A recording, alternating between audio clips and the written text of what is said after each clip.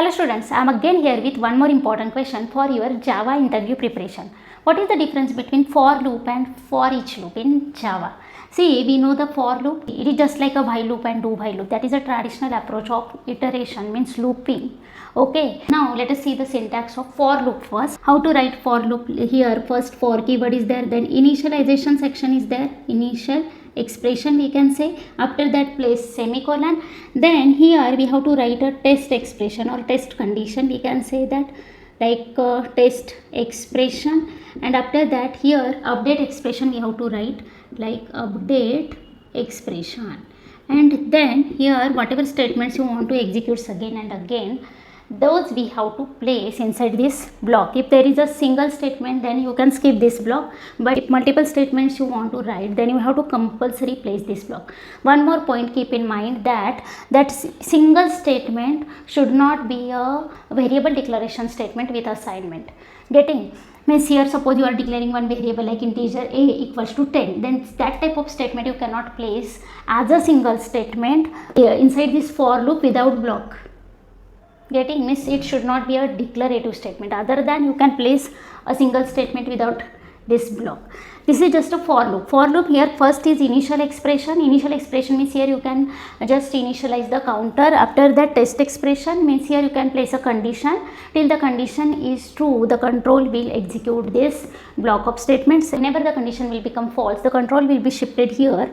After that for loop means that for loop execution will get stopped. And update expression means here every time whatever updation you want to do, update expression means here every time whatever updation you want to do, it may be increment, decrement, anything, that type of expression you can put here like this. Now first initialization will be done, after that condition will be checked. If it is true, then this block will be executed. After execution of block, update expression will be executed. Again test condition, again execute the block, again update expression, test condition, and execute the block. This is just a normal general purpose for loop we are normally using. Okay, now the next loop is for each loop. This is also called as an enhanced for loop, and that came in Java 1.5 version, and it is only applicable for arrays and collection related classes. Actually this is applicable for the classes which are just implementing the iterable interface. See, whatever array related classes, whatever collection related classes, like there is a list, set, or you can say that a map, all these collection related classes are implementing the iterable interface whatever present in java.lang package. Okay, so only for those classes you can use this for each loop. First point you have to keep in mind. See, for each loop, what is the syntax here? Just again here for keyword you have to place. See here it is, we are calling like for each, but each is not a keyword, only we have to write for. After that just place a parenthesis, then here we have to write a data type of that variable. I am just writing type. Then here whatever variable you want to take, that variable will hold individual element from that array or collection one by one. Okay, that is a variable, and here colon, and here you have to place that collection or array related object. Okay, and after that whatever statements you want to execute again and again iteratively through this whole collection or whole array, those you have to place here.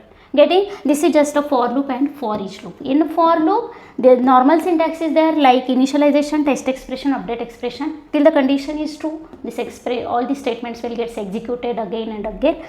And in this case, through the whole collection, through the whole array, through the whole set of set of that collection or arrays, or for each and every element, these statements will get executed again and again. And always keep in mind, whatever object you are writing here, you are passing here, that object should be of type array or of type any collection. Getting? For that also only this is applicable. But see, I just want to display all the elements of this one dimensional array. Like this, int x I have declared, and this array is having these 5 elements. Now I just want to display all the elements of this array, then we can use for loop like this. See, just we know that array index starts with 0 and ends with a size -1, or you can say that length -1. Means we have to just set counter to 0 initially, then 1, 2, 3 up to length -1. That's why I have placed the loop like int I equals to 0, I less than x dot length. Length is a property. See, length is a property of array that you can use to get number of elements of that array. That is nothing but a last index plus 1.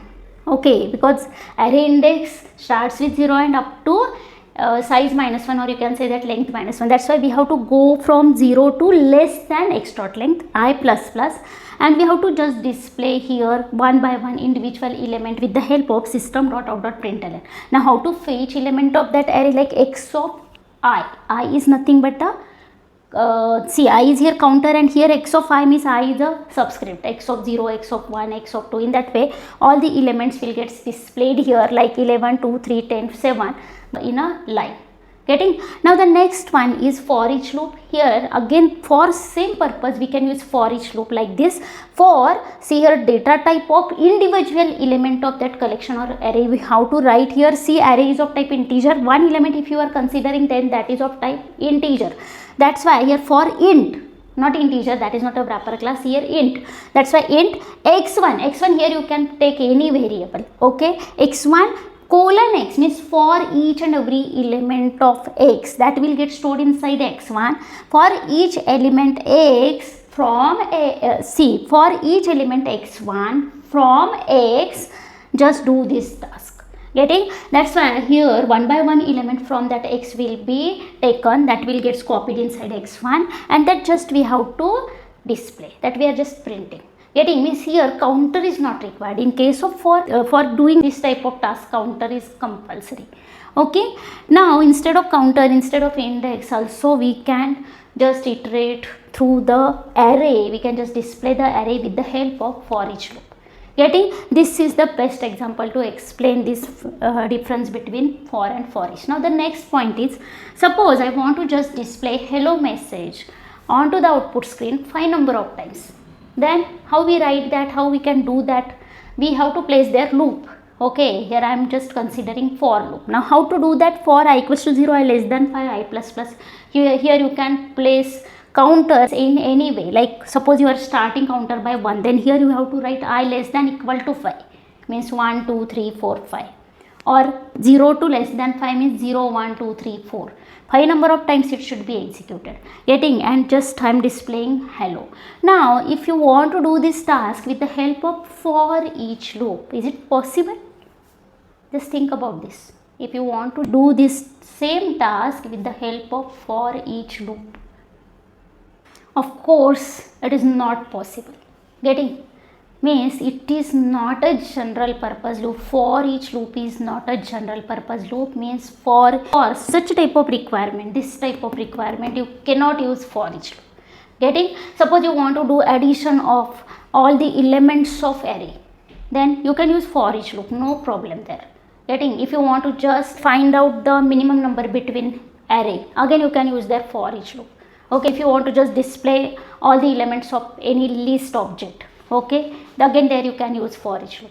But such type of requirement is there. Suppose this type of requirement, okay, again if you want to just display star pattern, okay, that pattern program you know using nested for loop, there you cannot use for each loop. Getting my point? Means only it is this for each loop is applicable for arrays and collection. It is not a general purpose loop. Now see, this is the point, like for general purpose you can use for loop very easily, but this for each loop is not applicable for general purpose. You can use only for collections and arrays this loop. Now the next point, suppose you want to just display the array contents in reverse order, then how we can do that? Simple way is there. For here I am taking counter variable I again equals to, see, from reverse order we have to display the index of this element is nothing but length minus 1. That's why we have to start from length minus 1 up to 0. Like reverse we have to go. Okay, here backward for loop we have to place. Like for I equals to size minus 1 means x dot length minus 1. Then here I greater than equal to 0 means till I greater than equal to 0 we have to repeat the task. Okay, means initially it is length minus 1, means here in this case 0, 1, 2, 3, 4, then 3, 2, 1, 0. Whenever it will become minus 1, then we have to stop here. Okay, and I minus minus, and here we have to just SOPLN. I am not writing system.out.println everything. SOPLN. Here we have to just display the array element. Now here in this way we can display the array elements in reverse order. But this is not possible with the help of for each loop. How we can do that? Okay, again one more point. See, I just want to display only these three elements. Means only, see, I just want to iterate through only these elements, this type of this part of loop. See, here we can start with I equals to 1, I less than length minus 1, then we can display these elements only. Okay, means if you want to just do any task with a part of array or part of any collection object, then you cannot use their for each loop. For that you have to compulsory use our normal general purpose for loop. Getting?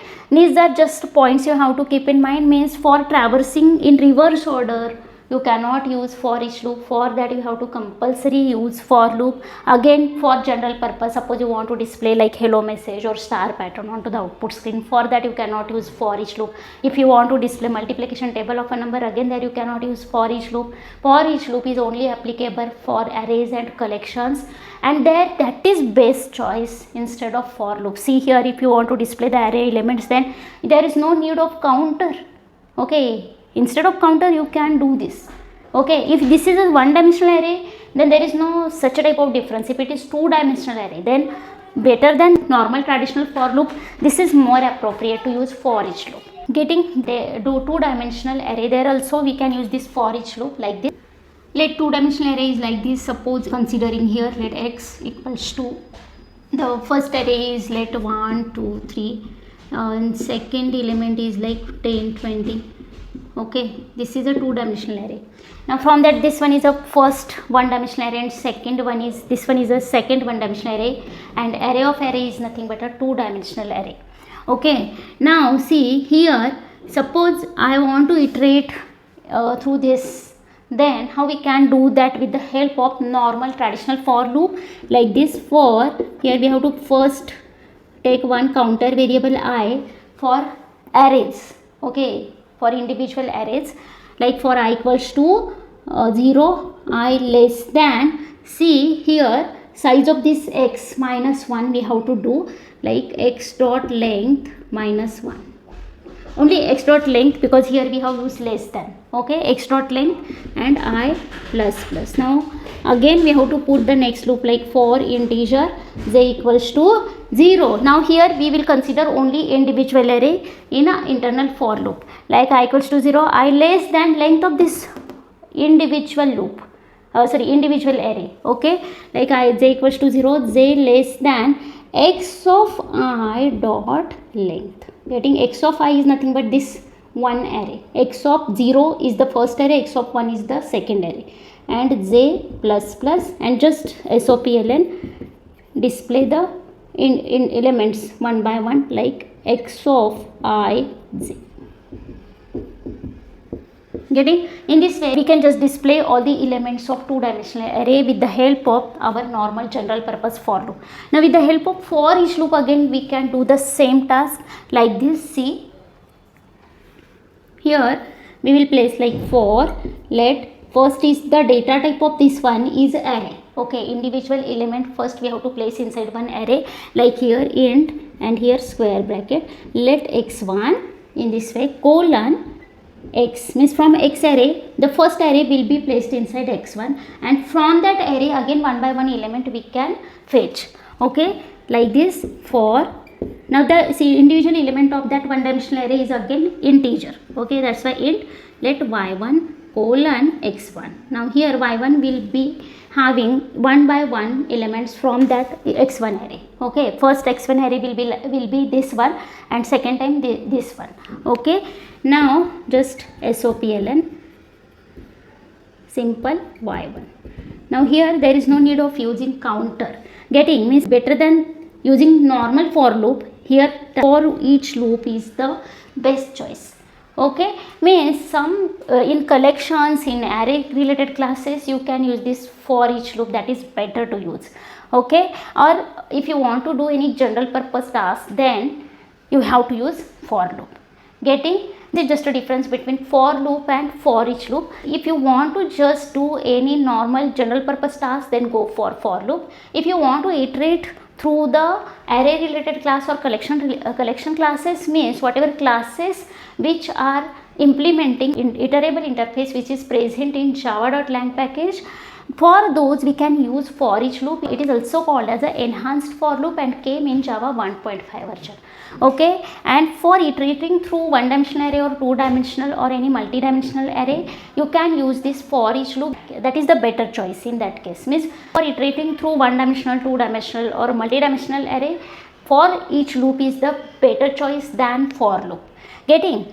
Now next point is, if you want to traverse through the array or through the list in normal way, means forward direction, then you can use this for each loop. But for traversing in backward direction, you cannot use for each loop. There you have to compulsory use for loop. Again, if you want to do any task like pattern printing, or if you want to just display any message number of times, if you want to just calculate suppose factorial of a number, in that case you have to compulsory use for loop. There you cannot use for each loop, because it is only applicable for array related and collection related classes.